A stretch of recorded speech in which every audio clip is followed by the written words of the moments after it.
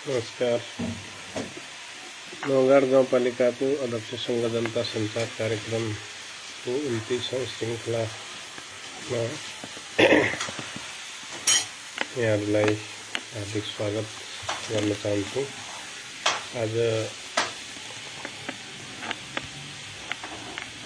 2082 साल वैशाख महिनाको 14 गते आइतबार विभिन्न माध्यमबाट र योभन्दा पहिलाको लाइभ कार्यक्रममा यहाँले राख्नुभएका जिज्ञासाहरू लिएर आएको छु।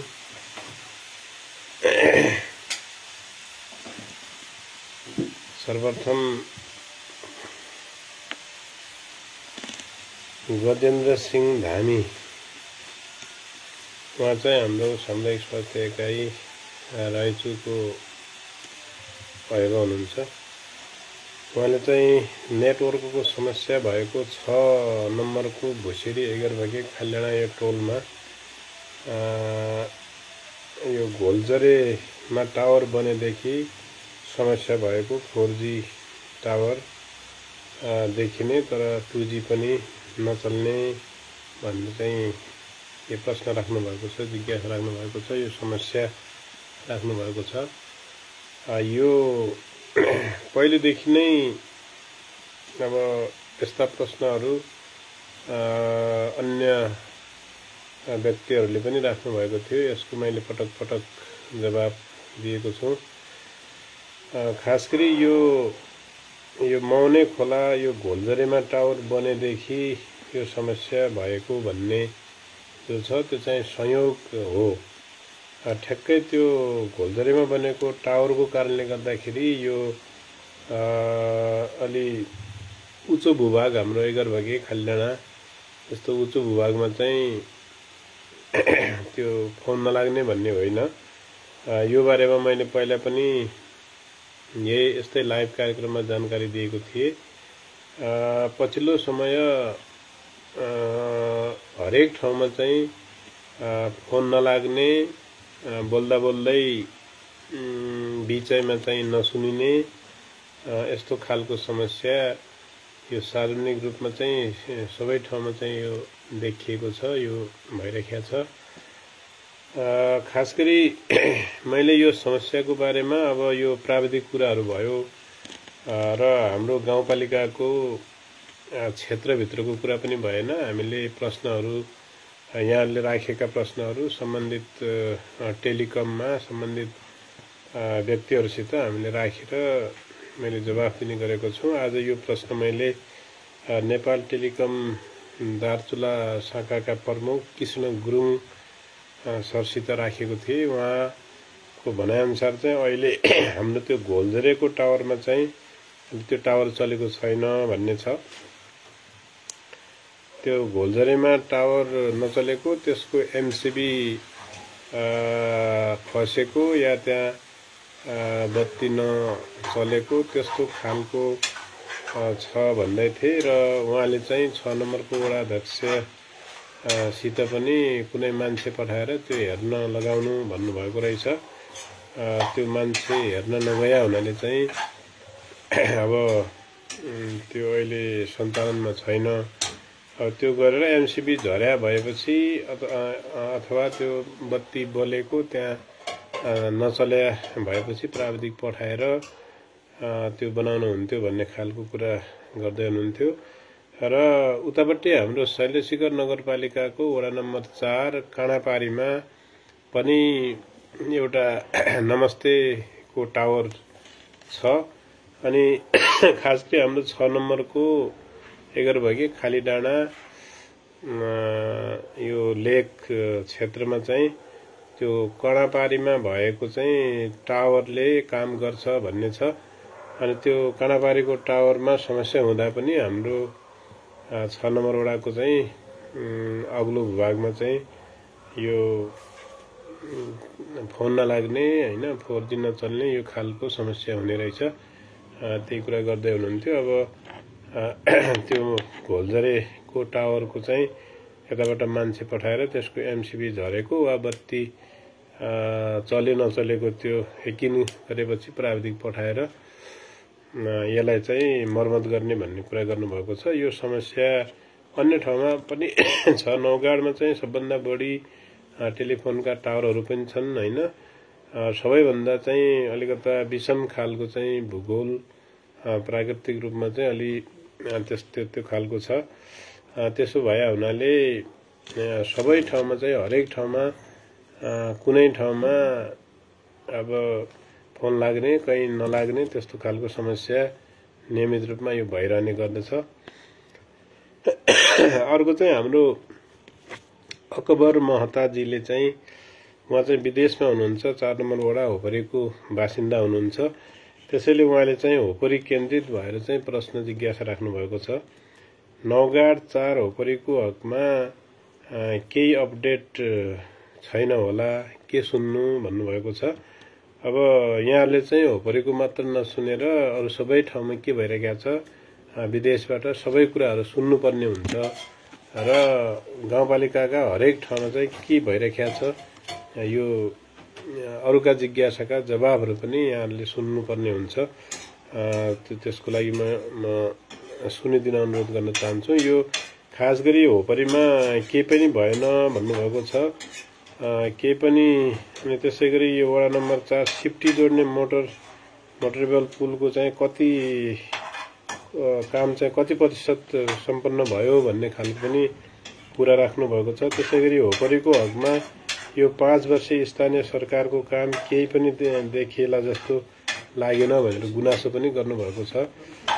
अब खास गरी होपरीमा हाम्रो यहाँहरू चाहिँ विदेशमा हुनुहुन्थ्यो हैन। यहाँहरू चाहिँ सुरुमा चाहिँ यो फोनै लाग्दैन, 4G कहिले जोडिन्छ भन्ने जिज्ञासाहरू राखिराख्नुहुन्थ्यो। योभन्दा पहिला मैले चाहिँ यस्तै तरिकाले चाहिँ अब छिट्टै हुन्छ भन्ने खालको चाहिँ जवाब दिइरहन्थे।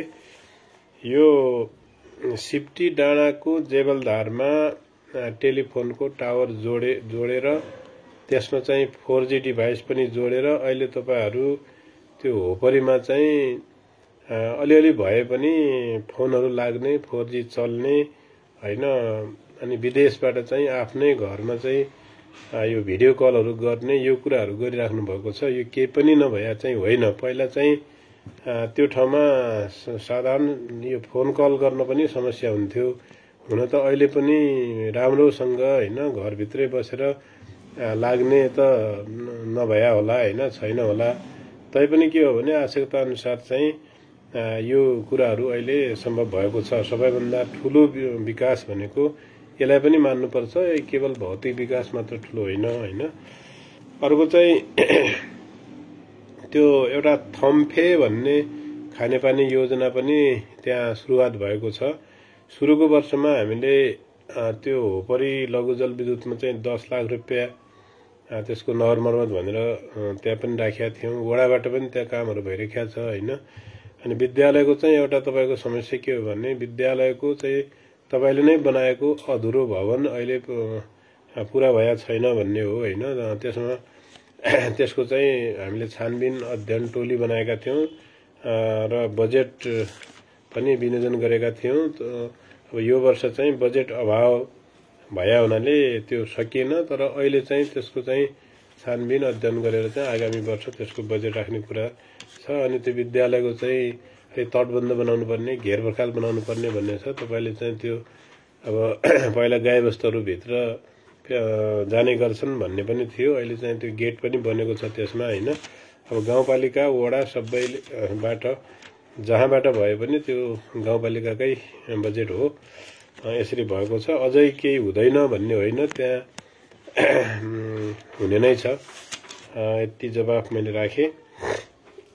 अर्को चाहिँ यो जो पुल बनिराखेको छ होपरी गाडमा, होपरी खोलामा, त्यो पुल को चाहिँ लगभग अब पिलरहरू राख्ने काम देखि लिएर त्यो चाहिँ असारसम्ममा ढलान गर्ने लक्ष्य चाहिँ ठेकेदारले लिनुभएको छ। र यो जहाँसम्म त्यो कम्प्लिट नभए पनि असारसम्ममा चाहिँ त्यसको ढलान, पुलको ढलान हाल्ने काम चाहिँ सक्छु भन्ने खालको चाहिँ कुरा गर्दै हुनुहुन्थ्यो त्यो पुलको बारेमा। अनि अर्को चाहिँ नौगाड खोला, होपरी गाडमा नौगाड खोलामा चाहिँ पुलको लागि अब यो अहिलेसम्म चाहिँ प्रदेश सरकारले सङ्घ सरकारले हैन त्यो बजेट हालेर पनि त्यो ठेक्का नगरिदिएको अवस्था चाहिँ हो। यो वर्ष हामीले नौगाड खोलामा चाहिँ पुल बनाउने भनेर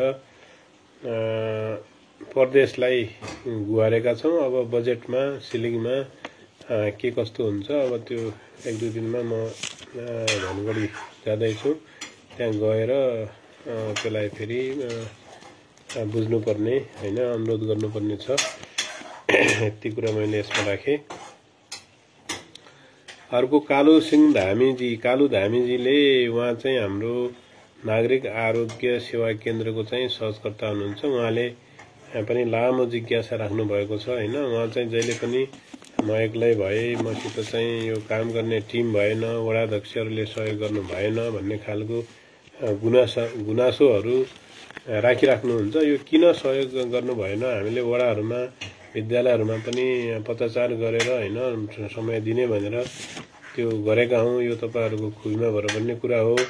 मैले त पहिला पनि भनेको थिएँ, तपाईहरुले चाहिँ यो औषधि वितरण गर्ने कुरा होइन, तपाईले चाहिँ खास गरी यो आहार विहारमा हैन यो स्वास्थ्य सम्बन्धी जनचेतना जागृत गर्ने कुरा भयो हैन। अब यो डीजीलाई भेटेको र डीजीले पनि त्यही स्वास्थ्य शिक्षा सम्बन्धी काम हो तपाईको भनेको कुरा गर्नुभएको छ। अनि वडा अध्यक्षहरूले सहयोग गर्नु भएन भन्ने गुनासो गरिराख्नु भएको छ। अब सहयोग आफै उपस्थित भएर आफै नभए पनि असहयोग त नगरे होला भन्ने लाग्छ मलाई। अनि एक्लै ज्यादा प्रभावकारी भएन भन्नुहुन्छ। तपाईँ धेरै ठाउँमा जानुभएको छ हैन, धेरै कामहरू तपाईले गर्नुभएको छ। आफूले गरेको काम मैले केही पनि गरेन भनेर पनि भनिराख्नु भएको छ हैन।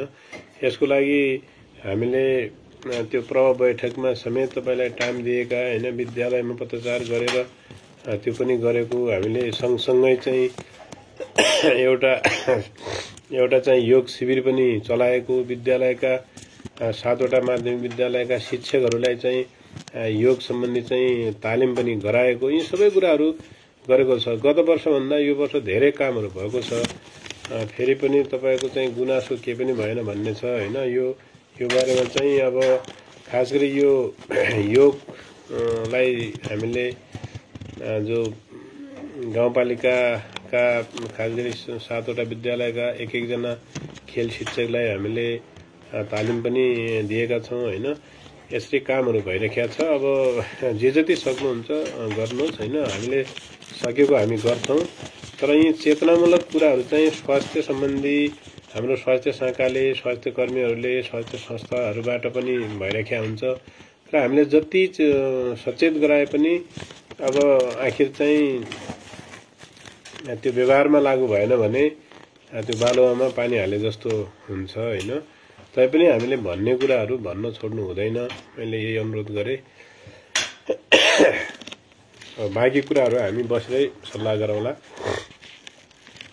अर्को चाहिँ यो नवीन ठगुन्ना भन्नेले चाहिँ एउटा गोगने पुलमा सडक बनाउँदा क्षति भएको बाटो बनिसकेपछि पुल मर्मत कसले गर्ला अध्यक्ष भन्नुभएको छ। वास्तवमा यो हाम्रो झोलुङ्गे पुलमा चाहिँ त्यो सडकबाट ढुङ्गा माटो खस्दाखेरि त्यो क्षति भएको छ। त्यो अब क्षति गर्ने व्यक्तिले नै त्यसलाई सफा गर्ने बनाउने कुराहरू गर्नुपर्छ। यसको बारेमा चाहिँ हामी सम्बन्धित ठेकदार सम्बन्धित पक्षलाई चाहिँ कुरा राख्नेछौँ। अर्को चाहिँ दिलीप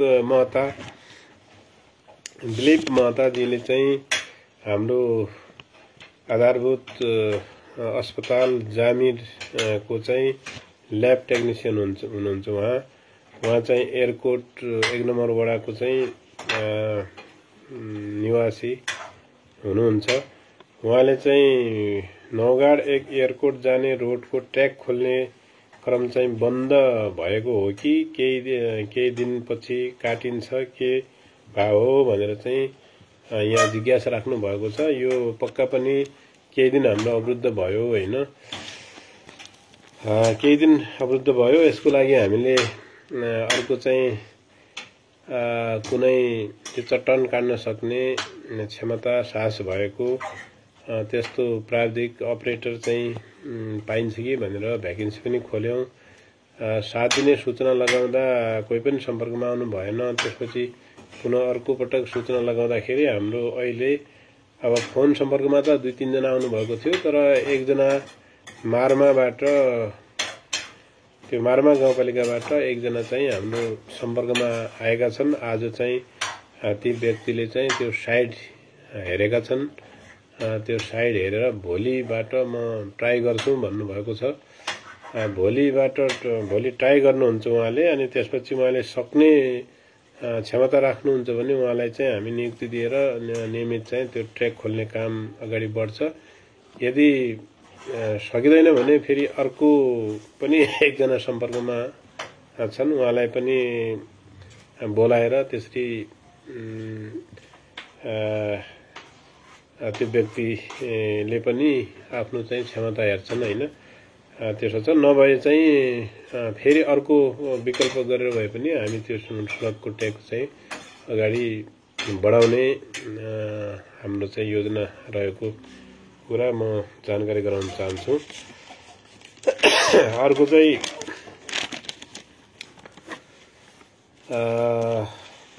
अर्को हाम्रो के छ भने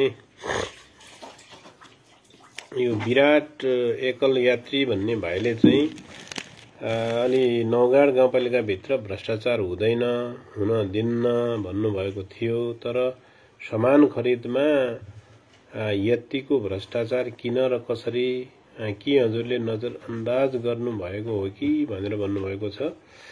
वास्तवमा के हो भने यो सामान खरिदमा कहाँनेर कसरी के कस्तो भ्रष्टाचार भएको छ यो मलाई त्यति जानकारी छैन। मैले धेरै चासो पनि राख्दैन।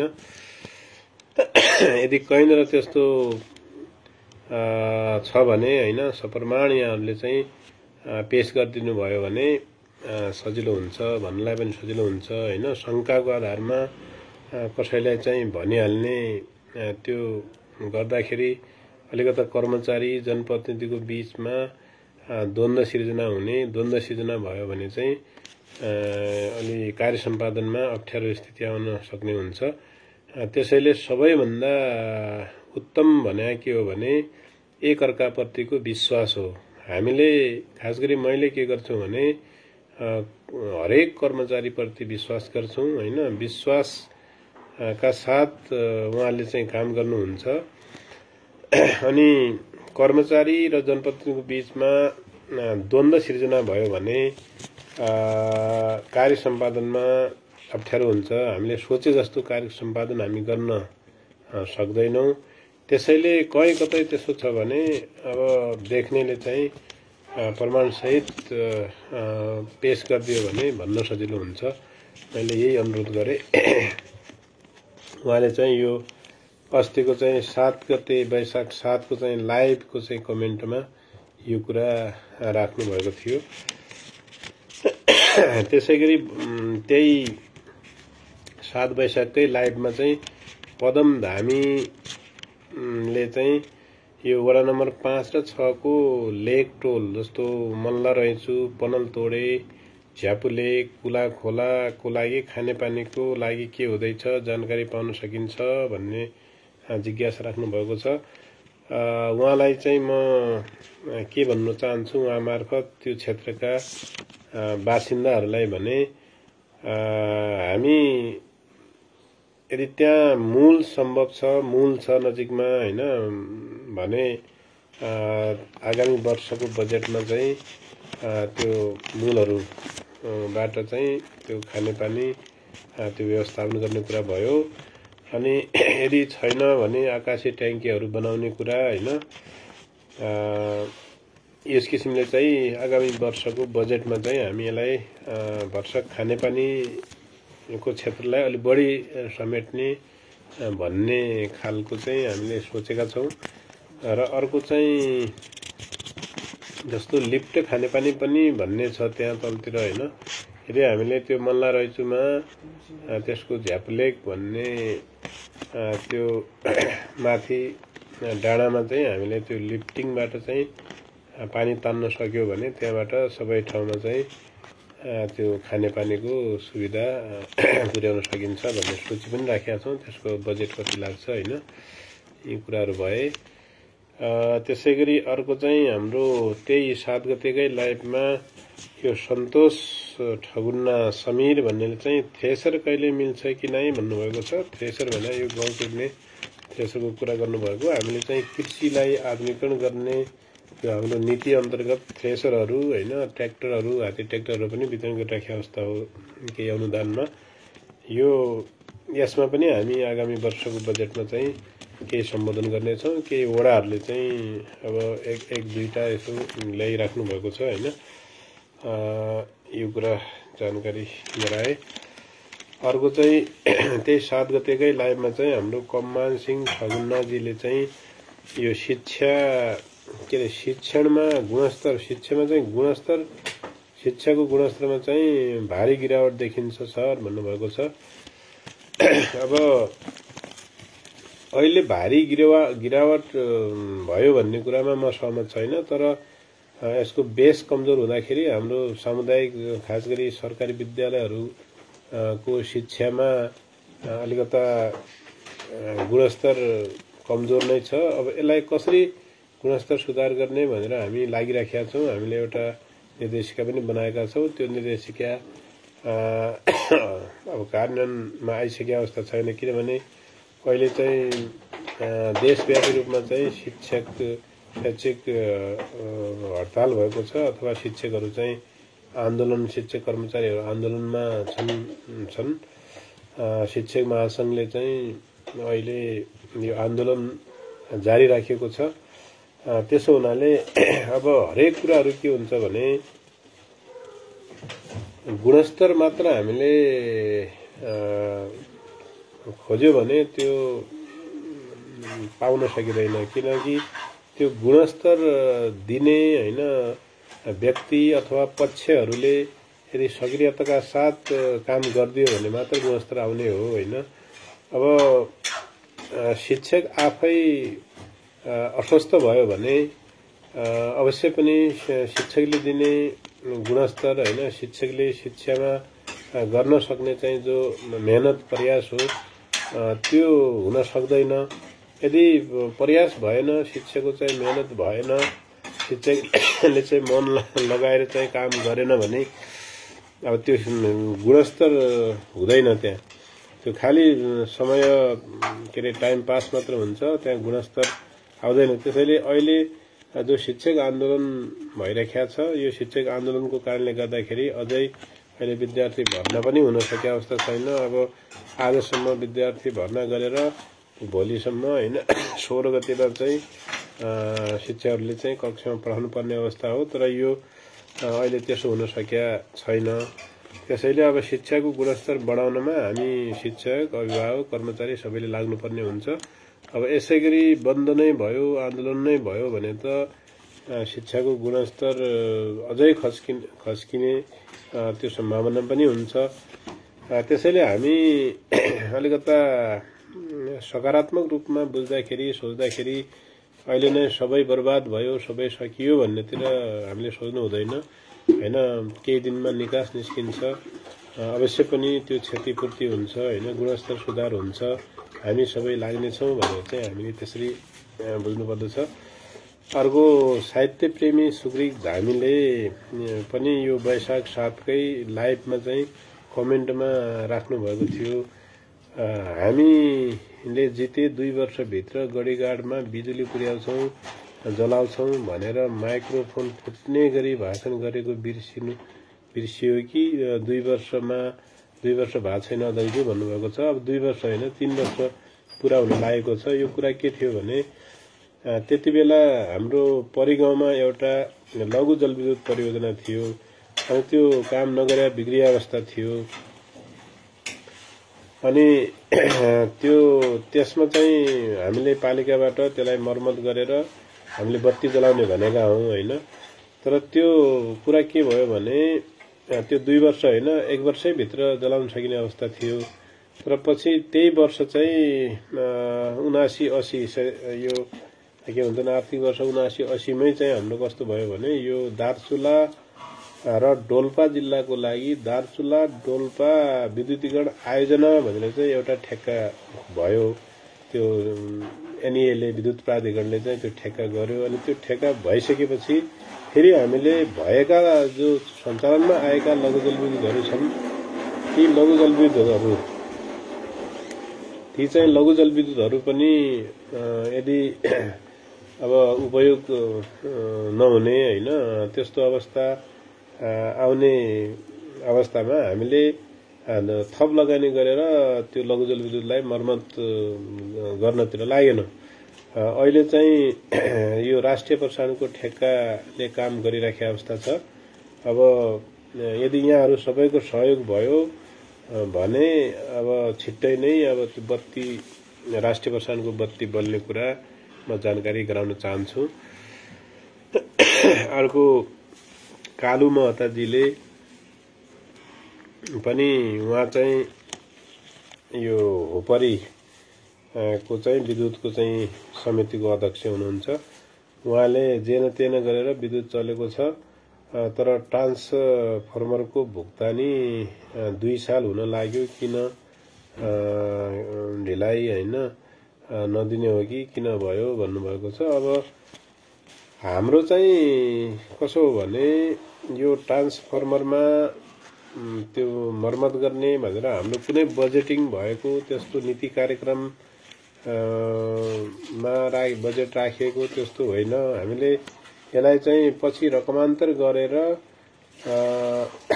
त्यो विद्युत लघु जलविद्युतको चाहिँ आर्थिक अवस्थालाई ध्यानमा राखेर त्यो अलिकता त्यहाँतिर त्यो मर्मत गरिदिने कि भन्ने सोचेर केही पैसा चाहिँ हामीले रकमान्तर गरेर त्यो स्रोत बनाएको अवस्था हो।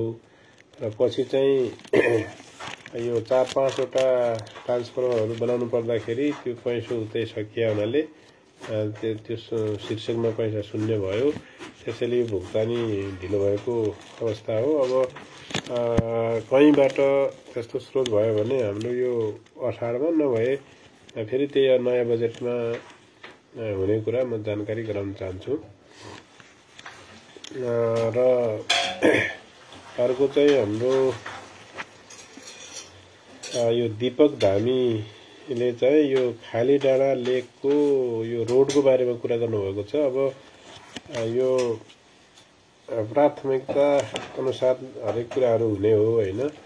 अब त्यो अहिले नै हुने भन्दा पनि अब खाली डाँडा लेक त अलि टाढाको कुरा भयो हैन। हामीले तल धुलीगेडा खेडाबाट चाहिँ माझ गाउँ हैन सम्म पनि सडक बनायो भने अलिकता सहज हुने हो हैन। अब कसैले खाली डाँडा लेक एगर भगीको लागि दललेकबाट खारको देउलाडबाट पनि सडक ल्याउनु पर्छ भनेर पनि भन्छन्।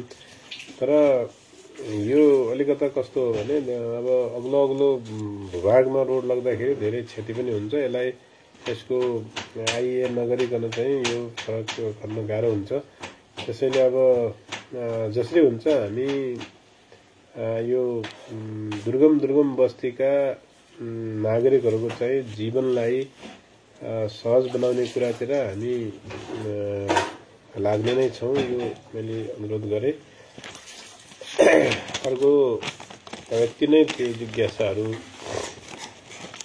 अब अन्तमा म यो शिक्षक आन्दोलनको बारेमा एउटा आफ्नो धारणा आफ्नो विचार पनि यहाँ राख्न चाहन्छु। योभन्दा पहिला हाम्रो चाहिँ एकजना प्रधानाध्यापक को निधन भएको छ हिजो।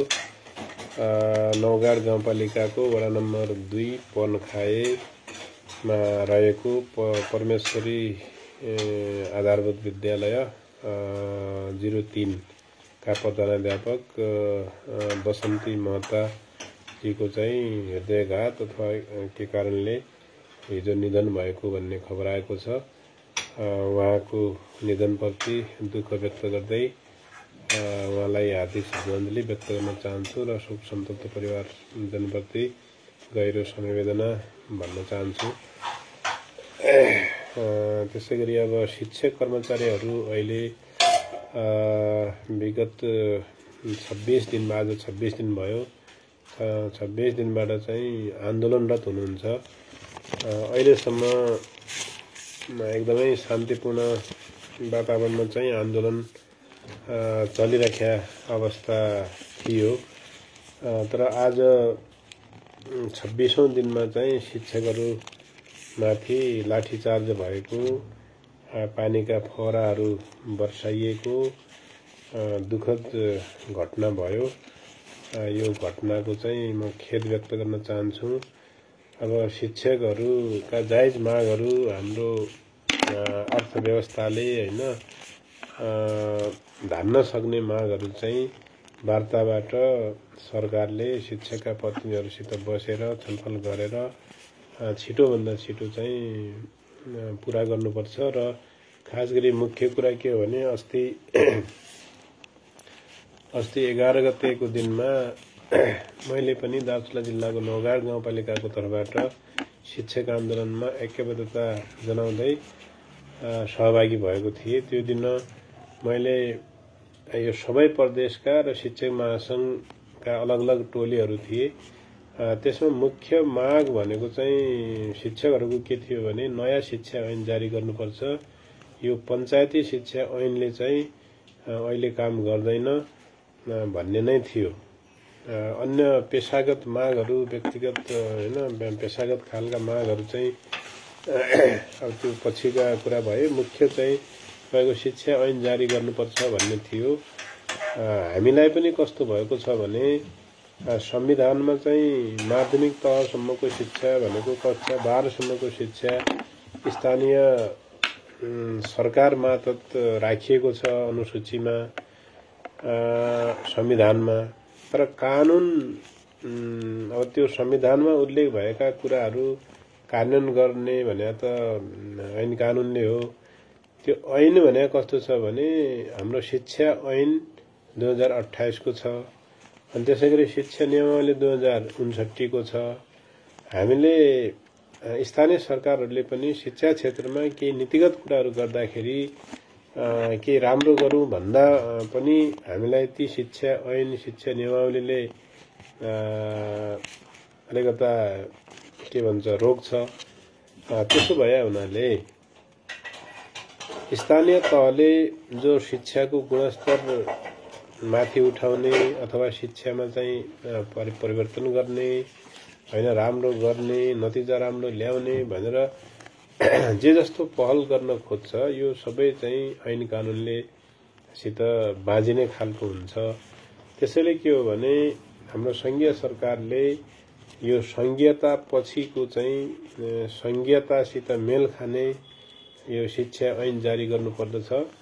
यो शिक्षा ऐन जारी 3 महिना जसो संविधान जारी भएको 2072 साल भयो।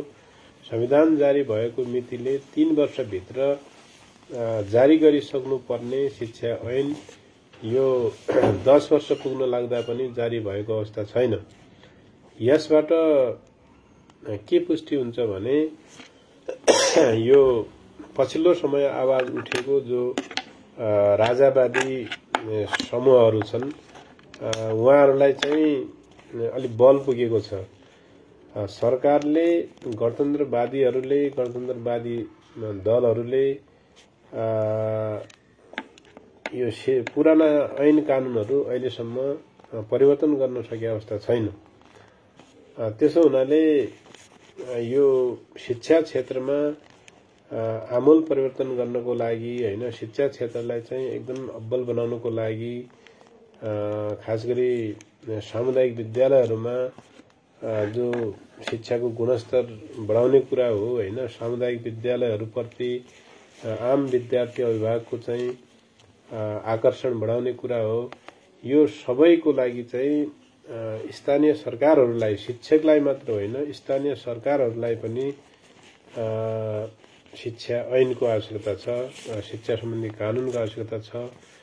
अनि त्यसमा चाहिँ यो खास गरी पछिल्लो समय शिक्षक महासंघले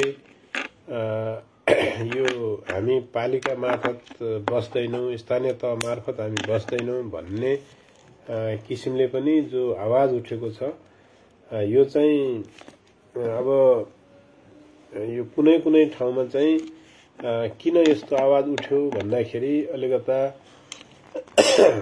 स्थानीय तहका जनप्रतिनिधिहरूले हैन खास गरी आस्थाको आधारमा पार्टीगत आधारमा हैन अलि नियमबद्ध नभएर आफ्नो मन खुसीले मन परी हिसाबले चाहिँ काम गरेको अवस्था हैन शिक्षकहरूलाई चाहिँ काम गर्ने शिक्षकहरूलाई पनि काम गर्न राम्रो वातावरण नभएको अवस्था यी विभिन्न कारणले गर्दाखेरि उहाँहरूमा चाहिँ के भयो भने अब स्थानीय तहप्रति अलिकता वितृष्णा आएको जस्तो भयो। तर यो संविधानमै उल्लेख भएका कुरा भया हुनाले कसरी चाहिँ अब शिक्षकहरू चाहिँ स्थानीय तहसँग हैन अब संघ प्रदेश सित समन्वय गरेर स्थानीय तहले काम गर्ने हो हैन। अब मेरो आफ्नो त के हो भने अब यो माध्यमिक तहसम्मको शिक्षा स्थानीय तह अथवा स्थानीय सरकार मातहत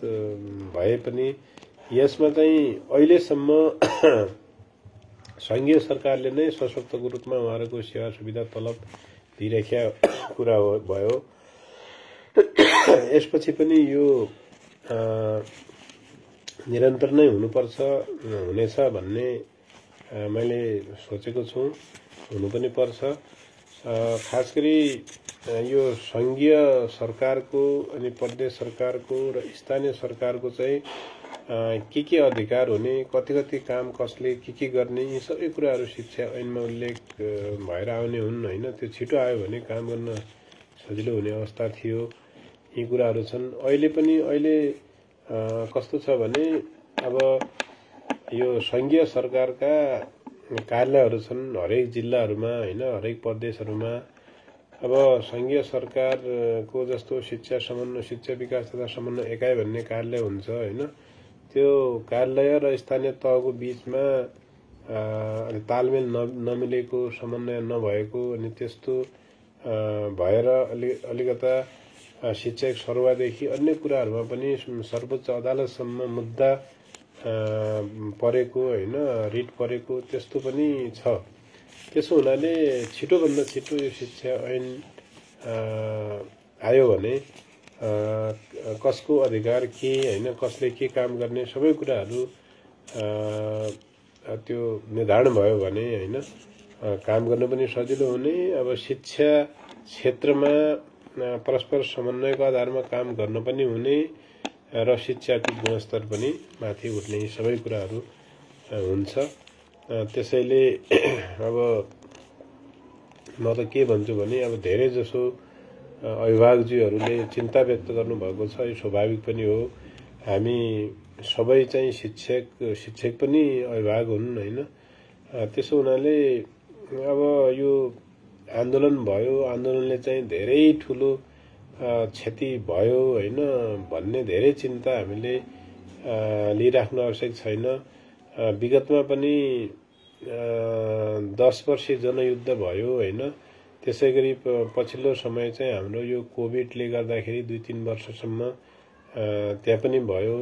हिजो एउटा यस्तो अवस्था पनि आयो कि कक्षा 10 को चाहिँ जो परीक्षा नगरिकन पास गर्नुपर्ने अवस्था पनि आयो हिजो कोभिडको कारणले गर्दाखेरि हैन।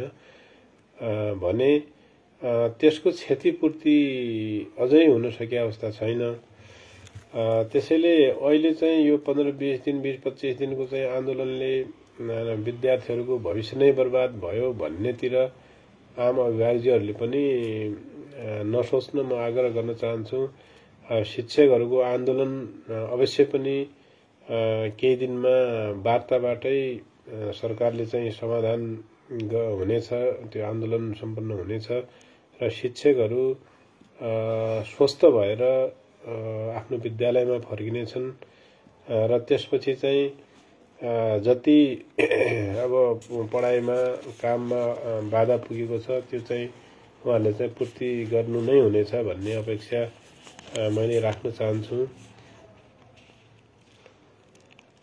अब आज यो 26औं दिनमा शिक्षकहरू माथि चाहिँ अलिकता दमन भएको भन्ने समाचारहरूमा आएको छ। खास गरी एकजना व्यक्ति यो हेलमेट लगाएर प्रवेश गरेको अनि उसले त्यसले चाहिँ प्रहरीमाथि ढुङ्गा प्रहार गरेको। त्यसपछि चाहिँ प्रहरीहरूले पनि शिक्षक कर्मचारीहरूमाथि यो लाठी प्रहार गरेको भन्ने कुराहरू छ। यो चाहिँ बडो दुःखद छ। अनि शिक्षकहरू घाइते हुनुभएको छ। सिभिल अस्पतालमा त्यहाँ उपचाररत हुनुहुन्छ हैन। यो सबै घाइते शिक्षकहरूको शीघ्र स्वास्थ्य लाभको कामना गर्न चाहन्छु र यो वार्ताबाट शिक्षकका कर्मचारीका हैन सकिने मागहरू छिटो सम्बोधन गरेर शिक्षा ऐन छिटोभन्दा छिटो सदनमा पेश गरेर पास गरेर अब सरकारले चाहिँ आफ्नो कर्तव्य पूरा गरोस् भन्न चाहन्छु। यहाँ अहिले के पनि देखियो भने अब शिक्षक महासंघ भनेपछि विभिन्न किसिमका राजनीतिक पार्टीका भाती संगठनहरू बाट बनेको हो, हामी सबैलाई थाहा छ हैन। त्यसैले कर्मचारीहरू शिक्षकहरू शिक्षा क्षेत्रलाई राजनीतिक दलहरूले के गरे भने अब एउटा भोट ब्याङ्कको रूपमा शिक्षकहरूलाई प्रयोग गरे हैन। त्यसैले विभिन्न किसिममा चाहिँ शिक्षकहरूलाई अहिलेसम्म चाहिँ राखी एकदमै गलत हो। म त के भन्न चाहन्छु भने अब कुनै पनि शिक्षकले कुनै पनि राजनीतिक दलको भक्त हुन जरुरी छैन। अब ठिकलाई ठिक र बेठिकलाई बेठिक भन्ने चाहिँ आठ शिक्षकहरूले गर्नुपर्छ र कुनै एउटा दल अथवा कुनै नेताको पछि लाग्ने वरिपरि घुम्ने त्यस्तो गर्नु हुँदैन। अब कुरा के उठ्छ भने शिक्षकहरूको चाहिँ मानमर्दन भयो हैन, शिक्षकहरूको चाहिँ अब इज्जत भएन भन्ने छ। यसमा आम शिक्षकहरूले शिक्षा लिनुपर्छ यो आन्दोलनबाट। र अलिकता के हो भने यो राजनीतिक दलप्रतिको चाहिँ जो एउटा आस्था हो त्यसलाई अलिकता परिमार्जन गरेर शिक्षकहरूको एउटा छुट्टै एकता गर्यो भने र शिक्षकहरूले पनि आफ्ना सामाजिक गतिविधि सामाजिक व्यवहार हरेक कुराहरूमा सुधार गर्यो भने अवश्य पनि शिक्षकहरू गुरुहरूको चाहिँ इज्जत समाजले गर्ने सबैले गर्ने त्यस्तो हुन्छ। मैले यति कुरा भन्दै अब शिक्षक आन्दोलनमा घाइते भएका शिक्षकहरूको पुनः शीघ्र स्वास्थ्य लाभको कामना गर्दै र वार्ताबाट यो शिक्षकका मागहरू सरकारले पूरा गरोस् र छिट्टै शिक्षा ऐन ल्याओस् र छिट्टै चाहिँ शिक्षकहरूलाई चाहिँ आफ्नो कक्षा कोठामा विद्यालयमा फर्किने वातावरण बनाओस् भन्ने शुभकामना व्यक्त गर्दै आजको यो लाइभ कार्यक्रमबाट बिदा हुन्छु। र जतिजनाले यहाँ लाइभमा सहभागी हुनुभयो हेर्नुभयो अहिले 7 जना हुनुहुन्छ, यहाँहरू सबैलाई म धेरै धेरै धन्यवाद भन्दै बिदा हुन्छु। धन्यवाद, नमस्कार।